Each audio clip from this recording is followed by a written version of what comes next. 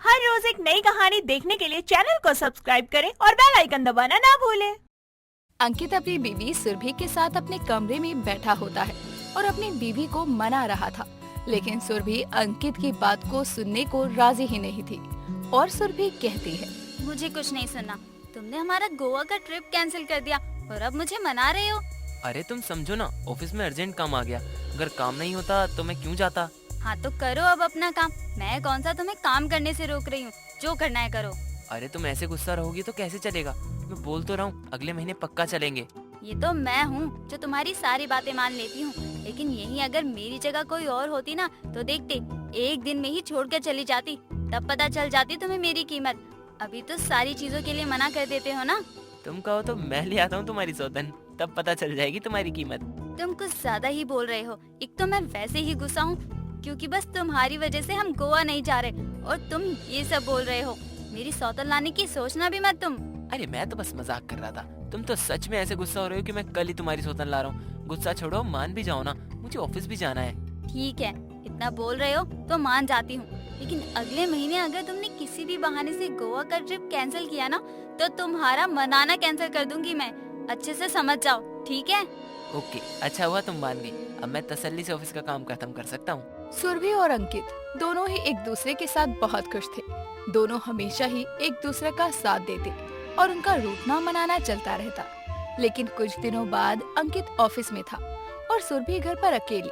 तभी उसके दरवाजे पर दस्तक होती है तो सुरभि दरवाजा खोल ले जाती है और वहाँ एक पायल नाम की लड़की खड़ी थी। सुरभि पायल को नहीं जानती थी, इसीलिए सुरभि कहती है, जी कौन? मैंने आपको पहचाना नहीं। आपको कोई काम है क्या? अंदर जाकर बातें करें हम। जी आइए, अंदर आइए। दोनों अंदर आ जाते हैं और सुरभि बोलती है, हाँ अब बताइए, आप यहाँ किस काम से आई हैं और किससे मिलना है? मेरा नाम पायल है और मैं तुम्हारी सौतन हूँ, तुम्हारे पति की दूसरी पत्नी। अभी तक तुम्हें बताया नहीं उन्होंने मेरे बारे में? मुझे तो सब्र ही नहीं हो रहा था, इसलिए खुद ही चली आई यहाँ पर। ये क्या बकवास कर रही हो? मेरे पति मुझसे बहुत प्यार करते हैं और ये सौतन सौतन क्या लगा रखा है? उनकी एक ही बीवी है और वो मैं हूँ। तुम निकलो मेरे घर से।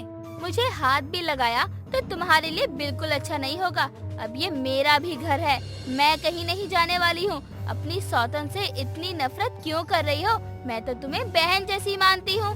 रुको तुम्हें तो मेरे पति ही अच्छे से सबक सिखाएंगे। अभी बुलाती हूँ उन्हें मैं।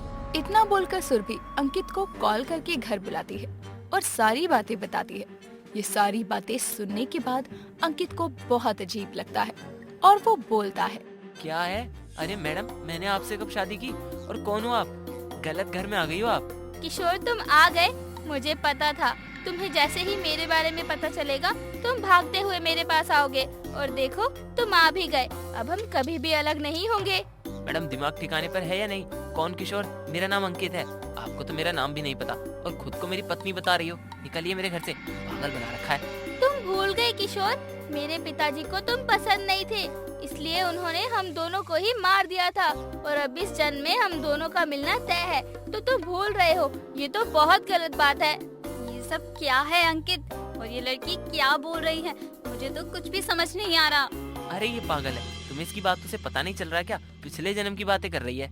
अच्छा, तुम्हें अब मैं पागल लग रही हूँ? सुरभि दीदी, तुम्हारी सौतन का पुनर्जन्म हुआ है। यकीन नहीं हो रहा तो अंकित की कमर पर तिल है। ये बात मुझे कैसे पता होगी, जरा सोचो ना। अंकित, इससे ये बात कैसे पता? ये बात तो बस हम दोनों को पता है ना।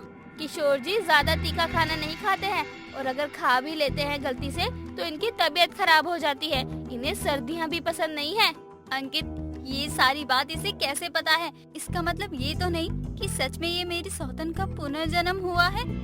हे भगवान, ये क्या है? मेरी सौतन का पुनर्जन्म। अब मैं क्या करूं? दीदी, मैं आपकी सौतन हूँ, लेकिन मुझे अपनी छोटी बहन की तरह ही समझना।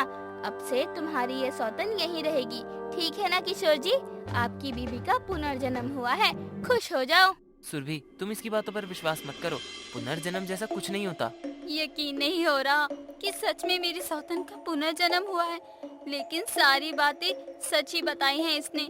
मुझे तो यकीन करना ही पड़ेगा। ये कहां से मेरे गले आ पड़ी और मेरी बीवी ने इसे अपनी सौतन भी मान लिया। अरे ये कैसे हो सकता है कि सौतन का पुनर्जन्म हो रहा है? अंकित को समझ नहीं आ रहा था कि आखिर ये सब हो क्या रहा है और सुरभि को पायल की बातों पर विश्वास हो जाता है। वो उसे अपनी सौतन भी मान लेती है। अब पायल वही उनके साथ रहने लगती है। कुछ दिनों के बाद अंकित खाना खा रहा था, तभी वहाँ सुरभि और पायल दोनों हलवा लेकर आती है और अंकित को देती है। तभी पायल कहती है, सुरभि दीदी, आपकी सौतन का तो पुनर्जन्म हुआ है, कुछ दिन तो हम दोनों को अकेला छोड़ दो। ये मेरे भी पति हैं। पुनर्जन्म हुआ है तो मैं क्या करूं? अपने पति को तुम्हें सौंप दूं क्या? मेरे लिए तो ये भी अच्छा ही है, मेरा पिछले जन्म का प्यार इस जन्म में पूरा हो जाएगा। लेकिन आप किशोर को मुझे सौंप कर कहाँ जाओगी बता देना, वो क्या है ना, आप ठीक रहो बस। तुम ना अब बहुत बोल रही हो, थोड़ा सोच समझ कर बोलो। मैं तुम्हारी बकवास नहीं सुनने वाली हूँ। और मैं क्यों जाऊँ? पुनर्जन्म तो तुम्हारा हुआ है ना, तो कोई दूसरा क्यों नहीं ढूंढ लेती? अरे बस करो रोज का ड्रामा, किचकिच, शांति नहीं है।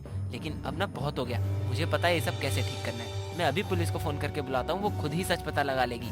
अंकित के पुलिस को फोन करने से पहले पायल अपनी सहेली और अंकित की बहन ऋतु को बुला लेती है। घर पर जैसे ही ऋतु आती है तो अंकित कहता है, तू यहाँ कैसे आई और तूने बताया भी नहीं कि तू आने वाली थी? अच्छा हुआ ऋतु तुम आ गई। तुम्हें पता है ये मेरी सौतन का पुनर्जन्म हुआ है और जब से ये आई है ना, तब से मेरा दिल उदास ही रहता है। नहीं, ये झूठ बोल रही है। सारा सच पता करने के लिए मैं पुलिस को कॉल करने जा रहा हूँ। अभी खुद ही सारा सच सामने आ जाएगा। नहीं भैया, पुलिस को यहाँ बुलाने की कोई जरूरत नहीं है। ये तू कैसी बात कर रही है? क्यों ना बुलाएं पुलिस को, इसने हमारी जिंदगी दुश्वार कर रखी है। भैया वो ये मेरी दोस्त है। क्या ये दोस्त है तेरी? हाँ, वो मैं और पायल मिलकर आप दोनों के साथ प्रैंक कर रहे थे, लेकिन जब बात आगे बढ़ गई तो मुझे आना ही पड़ा।